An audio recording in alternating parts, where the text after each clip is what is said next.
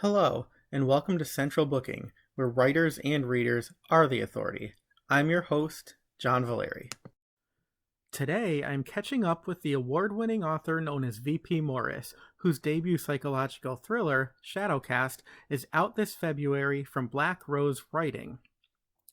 Though Shadowcast is her first book, V.P. Morris, an admitted lover of all things dark and scary, is no stranger to the written word. She has published several pieces of notable short fiction, including the story Bloodsuckers, which won first place in that category from the Connecticut Press Club in 2018, and Valley Girls, included in the anthology Imagining Monsters. In addition, Morris is also the creator and host of the Dead Letters podcast, which has been downloaded more than 10,000 times as certified by Podbeam. Originally a West Coaster, V.P. Morris moved to New York City at the age of 18 and now makes her home in Connecticut. Shadowcast is an amalgamation of her interests: the criminal mind, true crime, and podcasting. The story follows 28-year-old investigative reporter Dakota Kilroy, who starts a podcast to confront the unanswered questions surrounding her best friend Maddie Montgomery's disappearance. While her intent is to revitalize a cold case, she unwittingly catches the attention of the one person who will stop at nothing to derail her investigation. J.L. Hickey, author of the Secret Seekers Society series, noted, "Sensationally suspenseful, a thriller that keeps the pages turning well past your bedtime." Between the premise and the praise, who wouldn't want to read Shadowcast? Of course, nobody knows a book better than the person who wrote it, so let's have V.P. Morris break it down for us. Hi, everybody. Welcome to another episode of Central Booking. Today, I am in the company of award-winning short fiction author, podcaster, and now debut novelist V.P. Morris, whose Shadowcast, and I'm going to show you the cover, there it is out this month. So, hey, welcome to the show. Thanks for having me. I'm super excited to be here. It's my pleasure. I should tell people this is like a full circle moment for me because we met a couple of years ago. We just randomly were sitting at the same table at CrimeCon, and now flash forward, I don't know, almost 3 years, and you have a book out. Yeah, it's amazing. Crazy. And that event was really fun too. So I was glad to meet you and some other fun, cool people there. And I hope that when the world is normal, we can go to events again. Yeah, wouldn't that be nice? Everything's been virtual, which is, it's got its own charms, but it's not the same. But it's cool because, a lot of times you sit next to people at those conferences and you never see them again. You don't know what became of them, but you actually have a book out. So kudos to you. Thank you. Yeah. And so the first thing, I want to solve a mystery very quickly because V.P. Morris is a pen name. So yes. I want to ask you if you can tell us who you really are, or if that's like some kind of secret. It's not a big secret. I just don't keep there's only one of me in the entire world. So I'm easy to find. So I don't give away my real name, but I'm not hiding it. You can find it if you really want to dig, because a lot of the awards I win, they give it to me under my real name. But my dad is from Belgium, so my name is French. So it is very unique, and there's only one person, me, who has it. At least that's Googleable. So it's not like I can hide under like a name like Annie Smith, because, you Google it and it's me, and it's just, yeah. And you find out like, LinkedIn, everything I've ever done. So I just like to separate my personal life from my writer life. So I just have, in both worlds, people call me V. So that's why I stick with that. That makes good sense. All right. So I'm just going to say, if anybody feels the need to like actually sleuth that out, if you figure out who this V really is, like, we'll send you a book. Exactly. On my website, I have 10 facts about me. And the first one is clues to my real name. And if you can figure it out and pronounce it correctly, you win points. So maybe you win a book. Well, there you go. I did see that name, and I was like, I don't know if I can pronounce that correctly. I think I can, but we'll save that for another day. That'll be the after recording chatter. So anyway, just mention that Shadowcast is your first full-length novel, and it's set for publication this month, which is really exciting. So I want to pretend that you and I and whoever's watching just stepped into an elevator. So we are now in an elevator together, and you have this opportunity to pitch your book to us. So go for it. So my book is a great sort of compromise between true crime, podcasting, and just like the general thriller genre. So it is about a young investigative journalist named Dakota who was forced to move back in with her parents in Santa Monica, California because of layoffs in the industry. And she decides to start a true crime podcast to find out what happened to her best friend from high school who went missing 12 years ago, and there were virtually no leads. So she puts up Shadowcast, which is the name of her podcast, to try to figure out what happened to Maddie. But little does she know, someone sinister is listening in and messing with the investigation. Ooh, see, who wouldn't want to read that? Sold on the premise right there. So you actually made a nice little transitional point, because the first thing specifically I wanted to ask you about Dakota is, despite having made a name for herself in New York City, and I know that you lived there, I believe I read in those 10 facts about you that you moved there at the age of 18.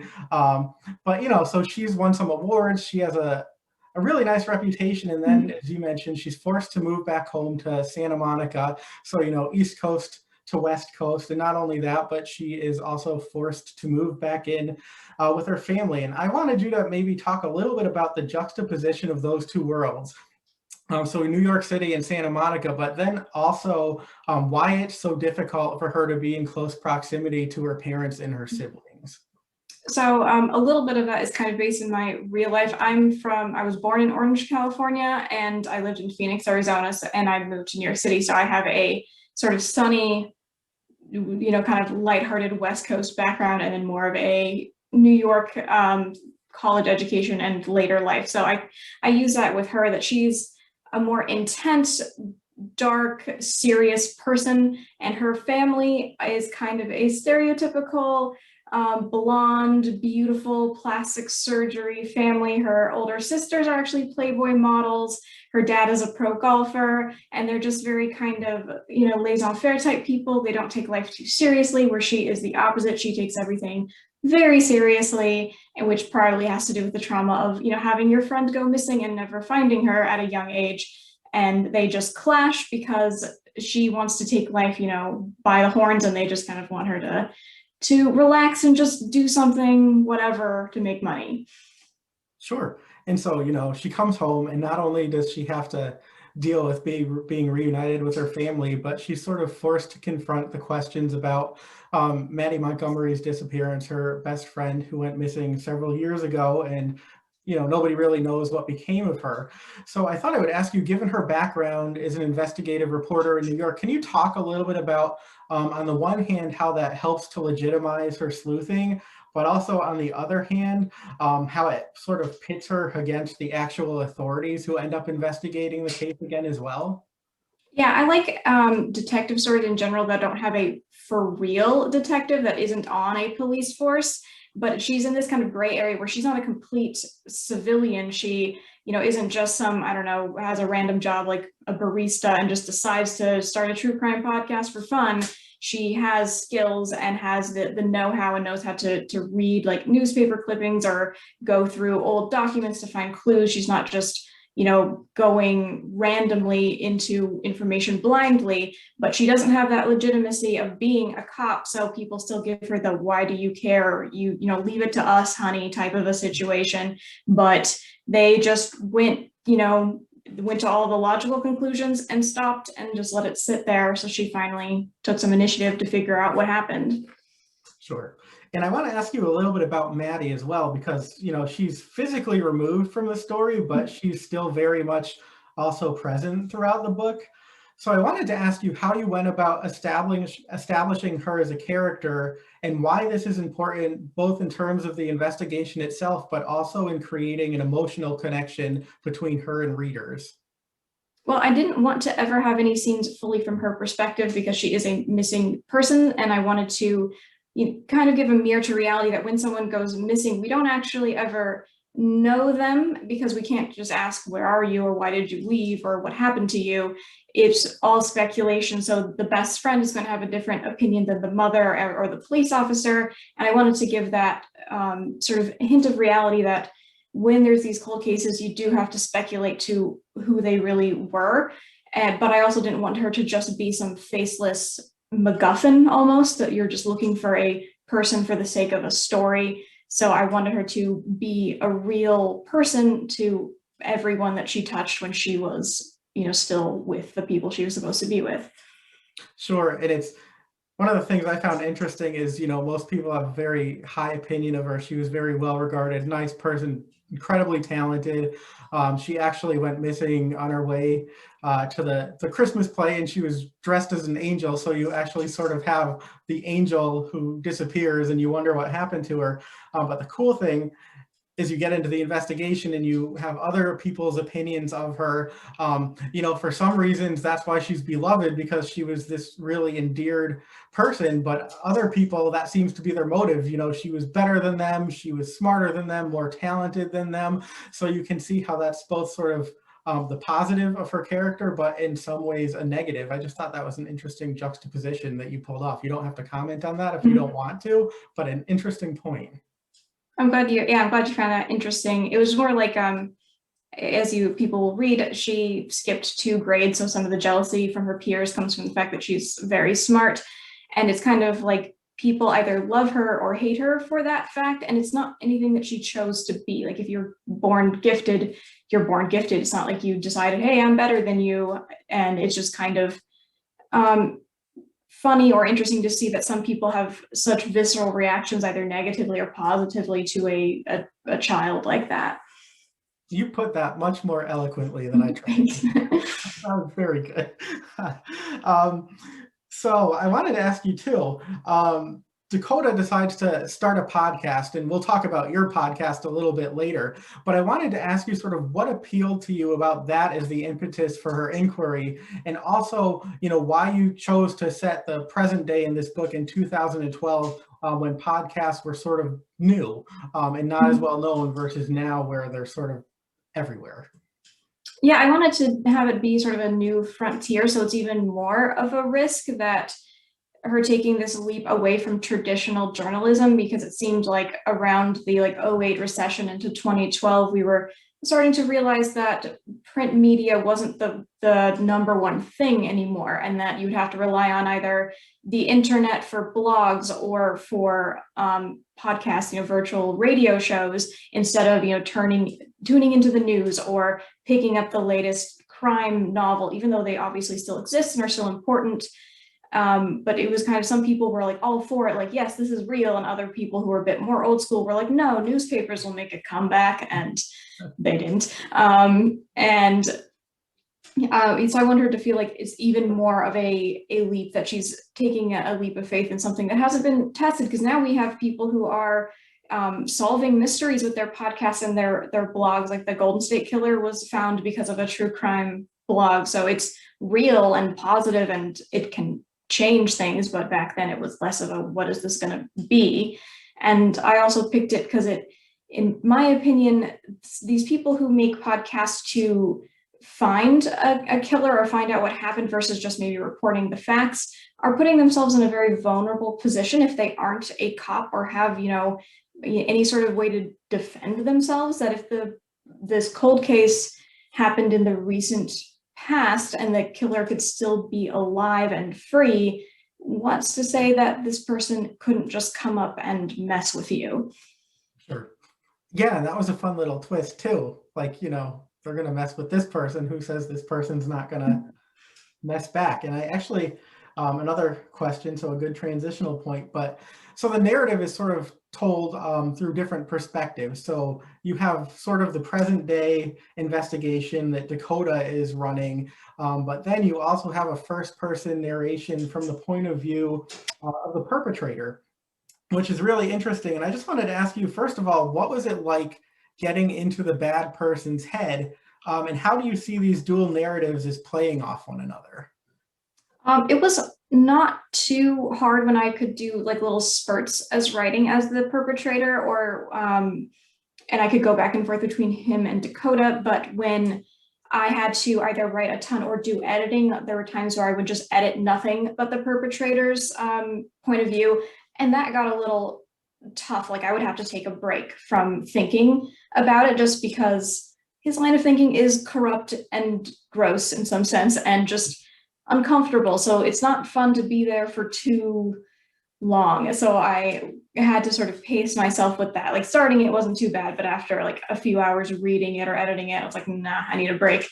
And yeah, I like dueling narratives a lot because especially with something like a crime, we see things from our perspective, and I think it's interesting to see things from other people's perspective. And it's all about what the other person knows. So it's kind of like a information cat and mouse that I wanted to, put out there. Absolutely. And I wanted to ask you too, a lot of times people use the terms mystery and suspense and thriller interchangeably. And I think I've come to learn finally that the difference really between a mystery or a suspense story and a thriller is that in a thriller, you actually know the identity, of the bad person or the bad people. So really the question is, how is this going to play out versus necessarily, who done it, how done it, why done it, though there's some element of that. But as the writer, I wanted to ask you if, is it difficult to maintain suspense? Do you find it any more difficult to maintain suspense when we already know who the person is, even though Dakota doesn't know? Or does that organically actually make it easier to create suspense because you do have that known cat and mouse element for the reader? Yeah, so I mostly like to play off of what people know already, but then there's still unanswered questions in the known. So as you get towards the end, you're going to find out the identity of the perpetrator you've been hearing from, but then there's the question of what is Dakota going to do about it? So it's like one thing might get revealed, but then you have so many other questions. So as a writer, even if the main, thing is finally answered, there's still a lot more to play out and more, information of, is she going to prevail? Is he going to get her? Will the police figure it out? So I like to, answer one big question, but then just have another one ready to go. Sure. And so, it seems to me like this book is sort of an amalgamation of your interests, because I know that you're very interested in, the criminal mind, true crime, podcasting. Mhm. So I just want to ask you, where your interest in those sort of darker things stem from. Can you recall, what first intrigued you about those and why you're still compelled to write about those things now?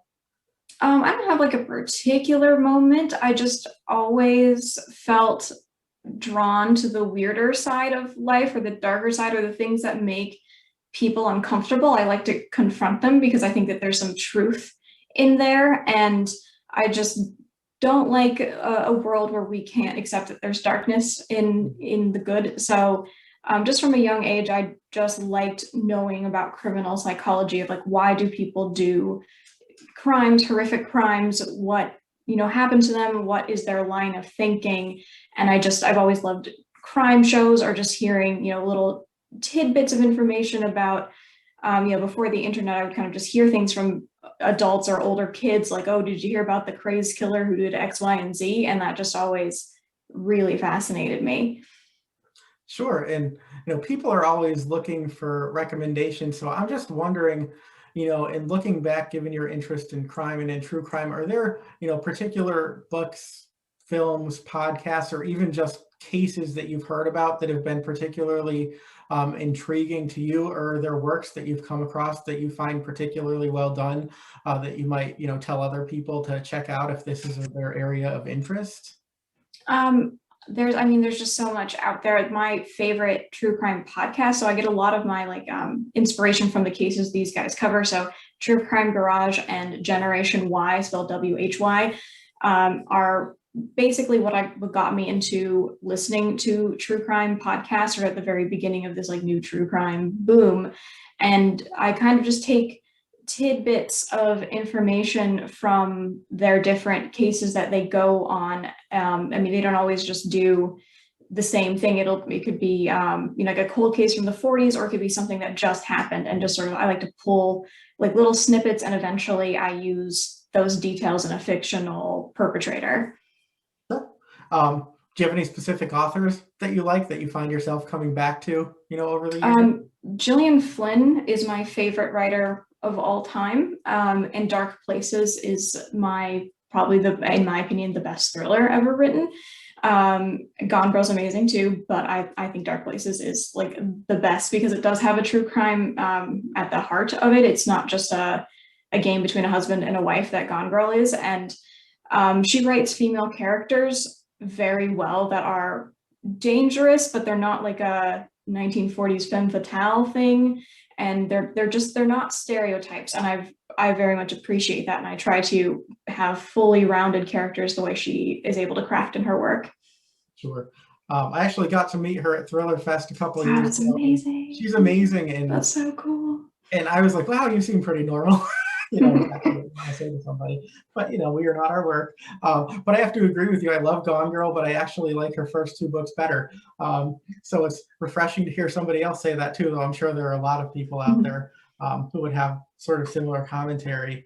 But I guess moving into sort of more broad territory, you know, Dakota's family is not necessarily very supportive of what she does. But if I'm remembering the introduction to your book correctly, you know, you acknowledge your mother and I think your grandmother as well for being very supportive influences in your life, which is sort of the antithesis of what Dakota experiences. So can you just talk about the import of, you know, having the support of family? Because I think that that can be, you know, particularly important, especially for artistic types. Yeah, I mean, having people who sometimes don't even understand why you want to be a writer, but still want you to be that or be whatever creative type person you are is super important, because my mom is a dentist, so she's very science-based, so she doesn't fully understand like the random tangents I'll go on when I talk about a character. I'll read a book and I'll be like complaining about it, and she's like, I just thought it was good.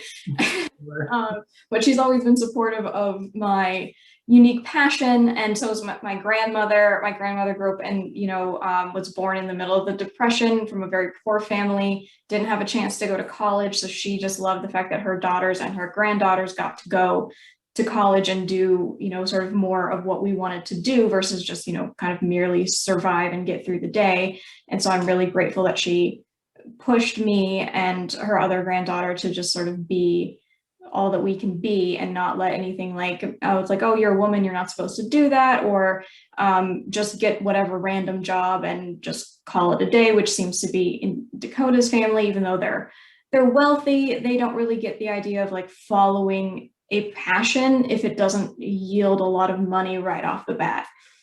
Sure, I was going to say yes. Passion on one hand, paycheck on the other, and they do not always go together, but it would be nice, certainly, if they did.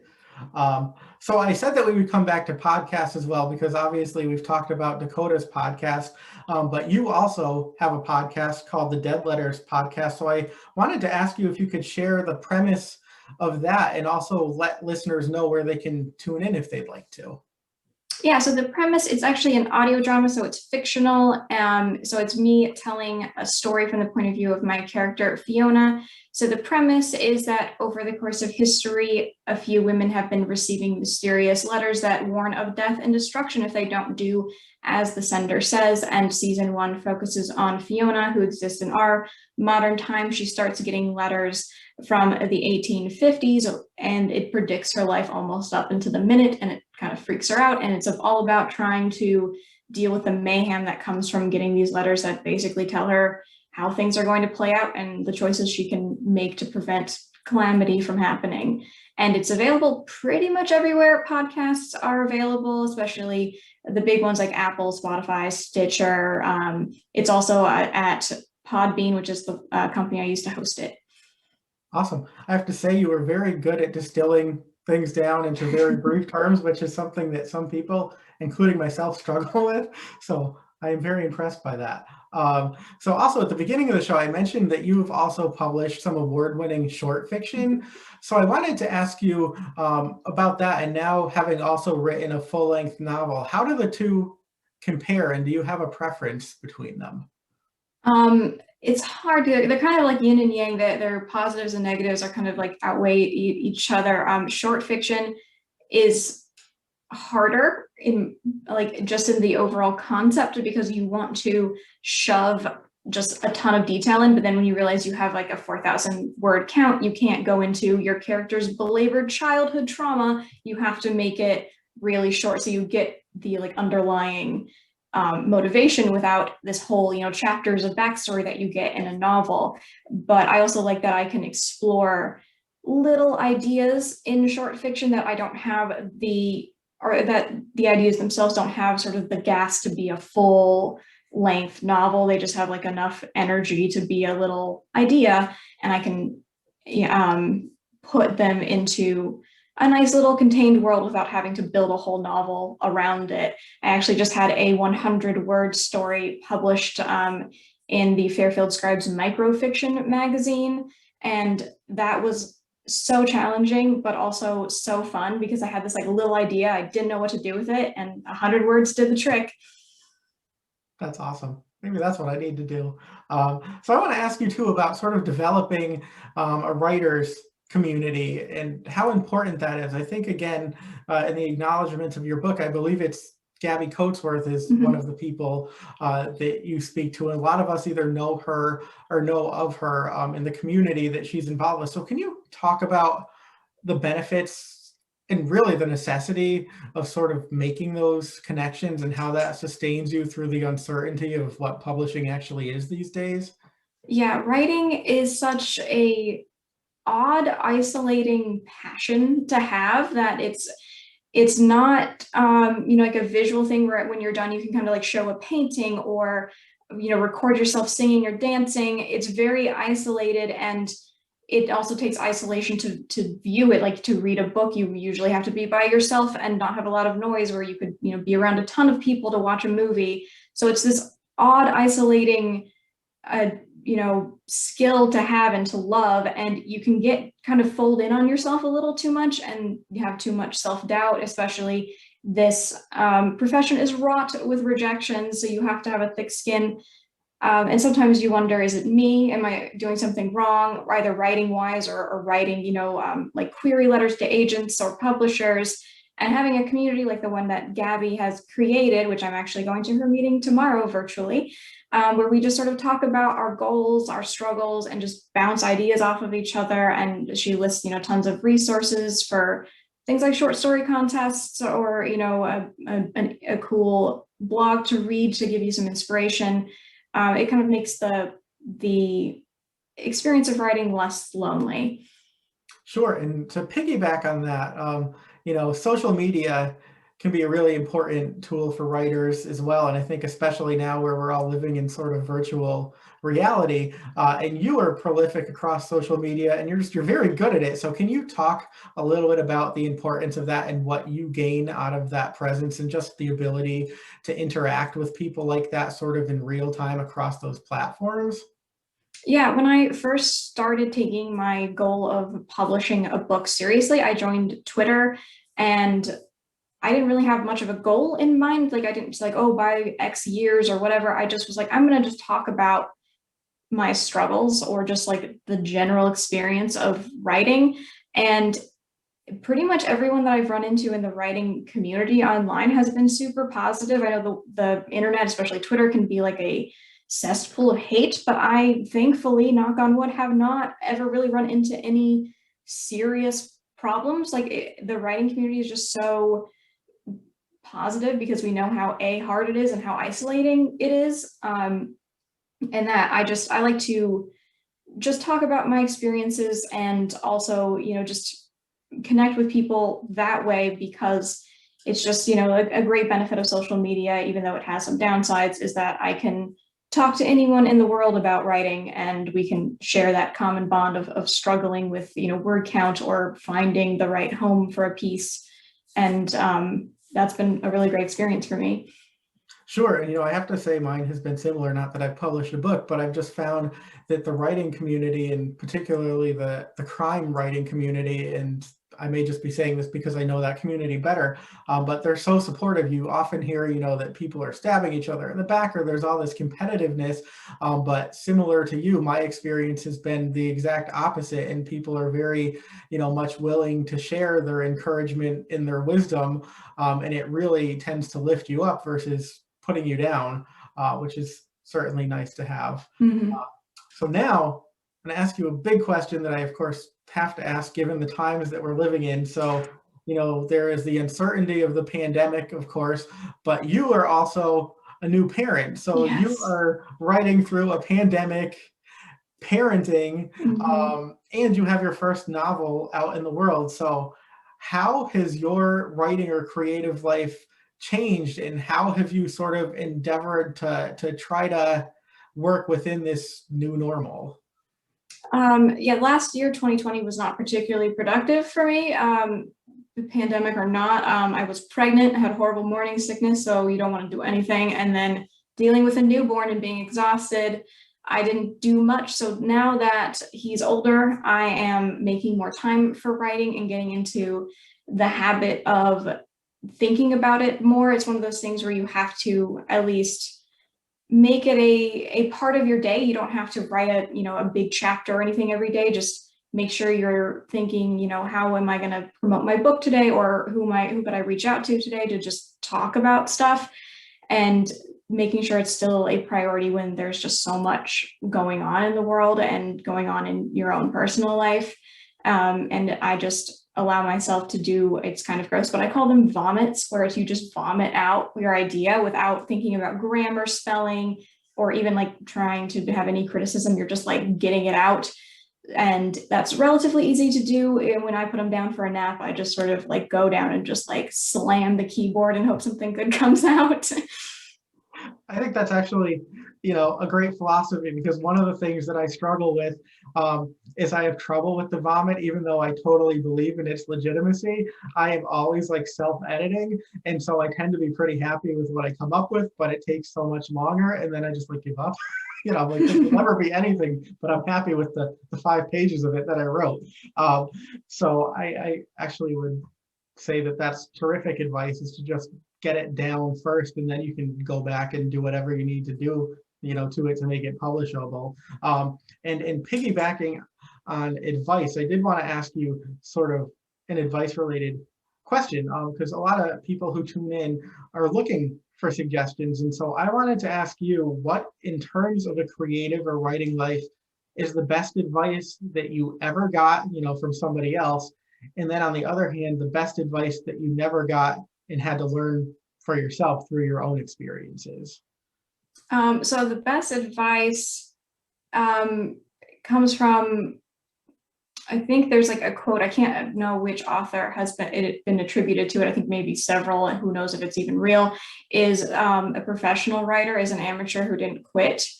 And you can't edit a blank page. So stuff like, basically the people who survive this tough industry are the ones who just show up consistently. So you don't have to be Hemingway every day of the week and just pour amazing work onto the page. You just have to last. You just have to keep chipping at it, even when you're not certain of even the path you're going, both career-wise or just like the story. You don't know where it's going. You just have to keep chipping away, and eventually you're going to get there. And I think there's something like a numbers game of a good portion of people will try to write a book in their life, but only like 1%, 2% will actually even finish writing that book. And then the percentage of that even gets published. So it's like, if you just keep sticking and keep trying, it'll eventually get there.